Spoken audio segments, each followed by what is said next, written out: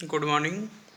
आज इस टॉपिक के माध्यम से हम लोग पॉलिटिकल साइंस का एक महत्वपूर्ण जो टॉपिक है उसको क्लियर करेंगे, जहां से आगामी परीक्षाओं में बहुत सारे क्वेश्चन आते रहते हैं। और यहाँ सभी के लिए समझना आवश्यक है कि जो हमारे देश की शासन व्यवस्था संचालित हो रही है उसका संचालन किन लोगों के द्वारा होता है। मंत्रिपरिषद का नाम सभी ने सुना होगा। मंत्रिपरिषद में जो मंत्री होते हैं उनका सिलेक्शन कैसे होता है, मंत्रियों की कैटेगरी क्या होती है और उनके जो दायित्व हैं, उत्तरदायित्व हैं, वह किसके प्रति और किस प्रकार के होते हैं। तो इन सारी चीज़ों का अध्ययन इस वीडियो के माध्यम से हम करेंगे। यहाँ पर इस वीडियो को आप लोग ध्यान से सुनिएगा और उसके बाद यहाँ से बहुत सारे क्वेश्चन हैं उसको आप लोग नोट्स करिएगा। तो आज का हमारा टॉपिक है मंत्रिपरिषद। जैसा कि भारतीय संविधान के अनुच्छेद 74 के खंड 1 में कहा गया कि राष्ट्रपति को उसके कार्यों में सलाह देने के लिए एक मंत्रिपरिषद होगी और उस मंत्रिपरिषद का अध्यक्ष भारत का प्रधानमंत्री होगा। तो चूंकि यहाँ पे क्या होता है कि जब भारत में लोकसभा का चुनाव संपन्न होता है तो लोकसभा के चुनाव के बाद भारत का राष्ट्रपति जो सबसे बड़ा दल होता है, जिसके पास स्पष्ट बहुमत होता है या स्पष्ट बहुमत ना होने की दशा में राष्ट्रपति को जिसे लगता है कि यह अपना बहुमत सिद्ध कर ले जाएंगे, उनको भारत के राष्ट्रपति के रूप में नियुक्त करता है।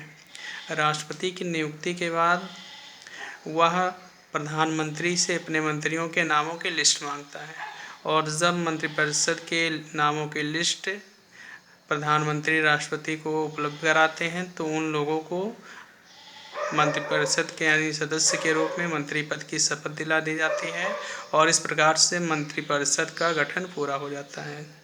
अब यहाँ पे आता है कि जो भारत में मंत्रिपरिषद है उसमें उसको कितने प्रकार से वर्गीकृत किया जाता है। तो चूंकि यहाँ पर आप ये ध्यान रखिएगा कि भारत के संविधान में मंत्रिपरिषद का जो वर्गीकरण है वो कहीं पर भी नहीं किया गया, यानी यहाँ पर मंत्रिपरिषद के सदस्यों का वर्गीकरण नहीं है, लेकिन इसको सुविधा के दृष्टिकोण से बाद में सरकारों ने इसको अपनाया है। और इस प्रकार से जो मंत्रिपरिषद के सदस्य होते हैं उनकी 4 कैटेगरियाँ बनती हैं। पहली कैटेगरी में आते हैं कैबिनेट स्तर के मंत्री। कैबिनेट स्तर के मंत्री ऐसे मंत्री होते हैं जो अपने अपने विभागों के सर्वे सर्वा होते हैं, यानी इनको जो विभाग दे दिया जाता है, किसी के पास एक विभाग हो सकता है, 2 विभाग भी हो सकता है और भी हो सकते हैं, तो वो अपने उस विभाग के पूरी तरह से सर्वे सर्वा होते हैं। जैसे वर्तमान में अमित शाह जी हैं गृह मंत्री, तो गृह विभाग के कैबिनेट मंत्री हैं। ऐसे ही कोई विदेश मंत्री है तो ये सब गृह मंत्री, विदेश मंत्री, रक्षा मंत्री, ये जितने भी महत्वपूर्ण विभाग होते हैं इनमें जो मंत्री होते हैं वो सब कैबिनेट स्तर के मंत्री होते हैं। इनको अपने विभागों के बारे में पूरी तरह से निर्णय लेने का इनको अधिकार होता है। दूसरे स्तर के जो मंत्री होते हैं उनको कहा जाता है स्वतंत्र प्रभार के मंत्री। स्वतंत्र प्रभार के मंत्री ऐसे मंत्री होते हैं जिनके पास अपना विभाग नहीं होता है, बल्कि ये क्या करते हैं, जो विभाग प्रधानमंत्री अपने पास रखा हुआ है उस विभागों की देखभाल करने के लिए ये लोग नियुक्त किए जाते हैं।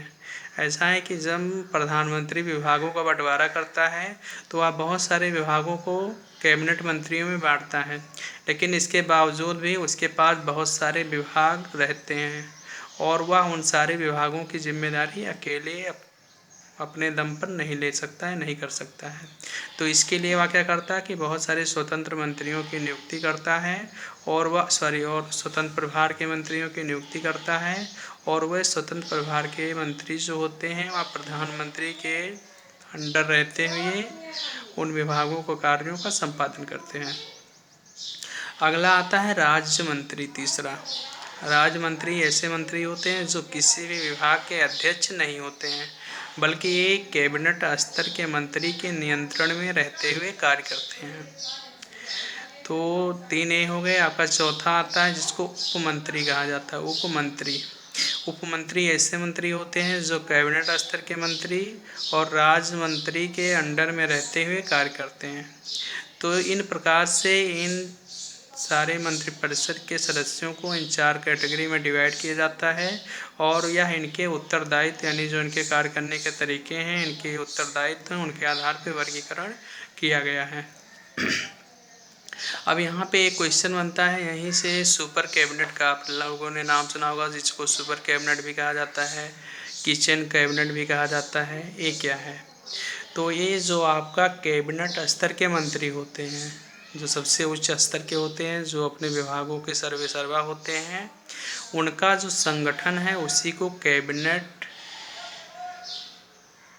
या किचन कैबिनेट के नाम से, कैबिनेट मंत्री या किचन कैबिनेट के नाम से संबोधित किया जाता है। और इनकी जो स्थिति होती है सबसे उच्च होती है। मंत्रिपरिषद की कोई भी बैठक होती है तो उसमें ये लोग ज़रूर शामिल होते हैं, बगैर इनके कोई भी बैठक संपादित नहीं हो पाती है। तो यहाँ पर अंतर करने को भी आता है कि मंत्रिपरिषद और मंत्रिमंडल में अंतर क्या है। तो मंत्रिमंडल से तात्पर्य केवल जो कैबिनेट स्तर के मंत्री होते हैं उनके संगठन से है, और अगर मंत्रिपरिषद कहा जाता है तो उसमें चारों स्तर के जो मंत्री होते हैं उसको शामिल होता है, उसको शामिल किया जाता है। अब यहाँ पर जो सरकार की महत्वपूर्ण मीटिंगें होती हैं जिसमें महत्वपूर्ण निर्णय लिए जाते हैं, वो सारे निर्णय जो यह मंत्रिमंडल है, मंत्रिमंडल के द्वारा यानी कैबिनेट मंत्रियों के द्वारा ही ये सारे निर्णय लिए जाते हैं। यहाँ पे एक क्वेश्चन आता है कि जो ये सारे मंत्रिपरिषद के सदस्य होते हैं इनको शपथ दिलाता कौन है। तो इनको शपथ दिलाने का काम भारत का राष्ट्रपति करता है, वह इनको पद व गोपनीयता की शपथ दिलाता है। इसीलिए जो मंत्रिपरिषद के सदस्य होते हैं वो सभी व्यक्तिगत रूप से राष्ट्रपति के प्रति उत्तरदायी होते हैं, तथा इसके साथ ही ये लोग सामूहिक रूप से लोकसभा के प्रति उत्तरदायी होते हैं। यहाँ से दो प्रकार के क्वेश्चन बनते हैं कि मंत्रिपरिषद का व्यक्तिगत उत्तरदायित्व किसके प्रति होता है, और दूसरा क्वेश्चन बनता है कि मंत्रिपरिषद का सामूहिक उत्तरदायित्व किसके पास होता है। तो मंत्रिपरिषद का जो व्यक्तिगत उत्तरदायित्व है वह भारत के प्रेसिडेंट के प्रति है, और जो मंत्रिपरिषद का सामूहिक उत्तरदायित्व है वह लोकसभा के प्रति है। यहीं से अगला क्वेश्चन भी बनता है कि मंत्रिपरिषद के सदस्यों को शपथ कौन दिलाता है। तो वह भारत का राष्ट्रपति या उसके द्वारा नियुक्त किया गया व्यक्ति इन लोगों को शपथ दिलाने का काम करता है। अब यहाँ पे आता है कि जो मंत्रिपरिषद के सदस्य होते हैं इनकी अध्यक्षता कौन करता है। तो मंत्रिपरिषद के सदस्यों की अध्यक्षता जो है भारत का जो प्रधानमंत्री है उसके द्वारा किया जाता है, उसके निर्देशन में ये लोग काम करते हैं। यहाँ पे जो भारत की मंत्रिपरिषद है जिसमें प्रधानमंत्री मुख्य होता है, उसका सर्वेसर्वा होता है, उस पर भी काफ़ी क्वेश्चन पूछे जाते हैं, जिसमें से कुछ पॉइंट है उसको आप लोग ध्यान रखिएगा, उसको आप लोग नोट्स कर लीजिएगा। जिससे भारत के जो प्रथम गैर कांग्रेसी पीएम है वह मोरारजी देसाई हैं। मोरारजी देसाई भारत के इससे पहले प्रधानमंत्री बने थे जो कांग्रेस पार्टी से संबंधित नहीं थे। अगला क्वेश्चन इसी बनता है कि भारत में किस प्रधानमंत्री का कार्यकाल सबसे लंबा रहा है। तो भारत में सबसे लंबा कार्यकाल पंडित जवाहरलाल नेहरू जी का रहा है। अगला क्वेश्चन बनता है कि भारत में सबसे छोटा कार्यकाल किस प्रधानमंत्री का रहा है। तो सबसे छोटा कार्यकाल अटल बिहारी वाजपेयी का रहा, जिनका कार्यकाल 13 दिन का था।